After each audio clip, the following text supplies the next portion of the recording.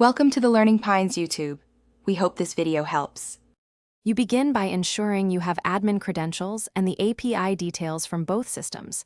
This is critical because the link requires authenticated requests. Once done, fetch the client ID, secret, and any API key from Tradelocker and copy the Equity Edge integration token.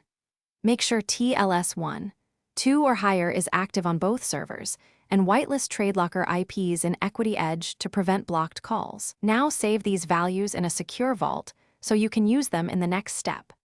You now create the API client inside Tradelocker, set the redirect URI, and enable scopes needed for orders and positions. This controls access. Next, map Equity Edge field names to Tradelocker payloads, map ticker to symbol, quantity to QTY, and trade date in YIMMDD format so records align. Once mapped, implement rate limits and retry logic to handle transient failures. This prevents duplicate executions. Finally, test a sandbox trade to validate the mapping and adjust field transforms if you finish by running end-to-end validation. Push sample trades, confirm position sync, and reconcile reports between systems. This proves integrity. Once trades flow, enable monitoring for auth failures and throttling so you catch issues early. If something breaks, make sure to enable verbose logs, replay the failing request, and compare request and response JSON to spot field or format mismatches.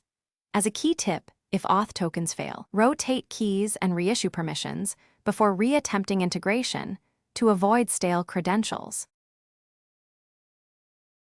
Thanks for watching. Consider subscribing if we helped you.